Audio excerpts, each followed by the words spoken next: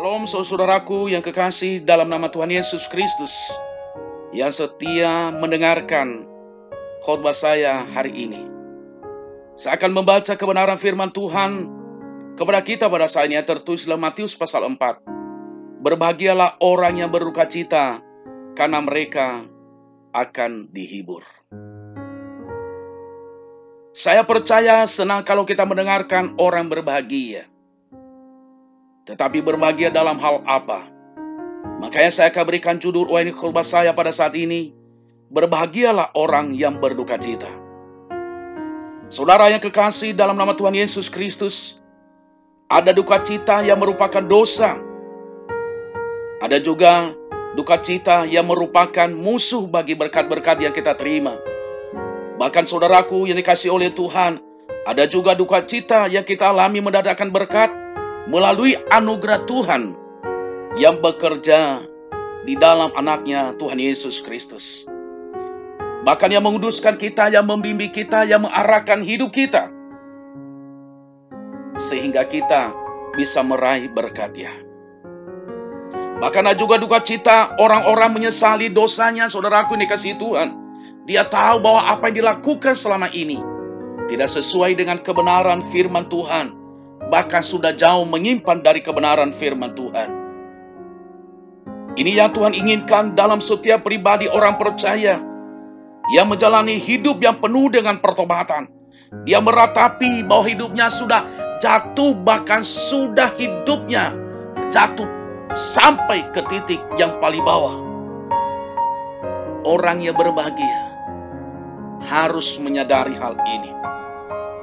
Saudaraku yang kekasih dalam nama Tuhan Yesus Kristus, jika kita perhatikan bagian yang kita baca pada hari ini merupakan sabda bahagia yang disampaikan oleh Tuhan Yesus, yaitu berbahagialah.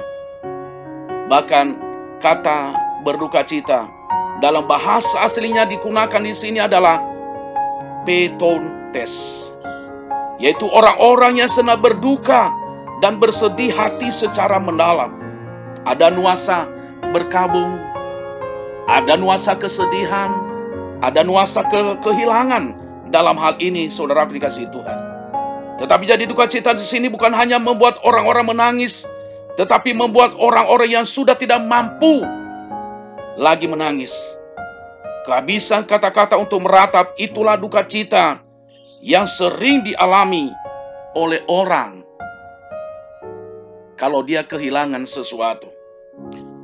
Saudaraku yang dikasihi oleh Tuhan, duka cita yang masuk oleh Kristus dalam ayat ini adalah duka cita secara rohani. Artinya duka cita, dia menyadari keterbatasan dirinya. Dia menyadari bahwa dia harus bertobat, dia harus kembali kepada Tuhan. Makanya orang yang berduka cita seperti ini akan dihibur oleh Allah. Yang pertama, duka cita karena menyadari keterbatasan dirinya sendiri. Kita berduka cita karena fakta-fakta tentang diri kita yang patut dikasihani, patut hidup menyenangkan hati Allah, patut memuliakan Allah, patut saudaraku dikasihi Tuhan menerima segala janji Allah. Orang yang sadar bahwa dirinya terbatas dan berduka cita karenanya, lalu dia bergantung sepenuhnya kepada Allah. Yang kedua, orang-orang yang berduka cita seperti ini akan dihibur oleh Allah. Duka cita karena dosa. Ini adalah kesedihan yang pertama, adalah ketika dia bertobat. Dia menyadari selama ini yang saya lakukan di hadapan Tuhan salah. Dia menangis di hadapan Tuhan. Dia sedih di hadapan Tuhan. Bahwa selama ini tidak pantas saya lakukan hal itu. Tidak benar. Saudaraku dikasihi oleh Tuhan. Orang yang seperti begini, saudaraku dikasihi Tuhan, dia akan melihat kemuliaan Allah di dalam kehidupannya. Yesus Kristus akan menyucikan dirinya karena dosanya. Kan dia sadari hal itu. Bentuk yang dipakai menyucikan segala dosa adalah, yang berarti suatu pembersihan yang terus-menerus sampai dia menghembuskan nafas terakhir, bahkan sampai dia ketemu dengan Tuhan. Itu adalah pembersihan terus-menerus, seperti mata manusia terus-menerus bahkan sampai dia tidak bisa berbuat apa-apa. Yang terakhir, orang yang berduka cita seperti yang dihibur oleh Allah. Duka cita berhubungan dengan dosa dan kesalahan orang lain. Ada banyak kita melihat orang Kristen kalau orang lain berbuat dosa, mereka menyingkirkan dia. Mereka tidak mau dekat kepadanya karena orang itu sudah jatuh di dalam dosa.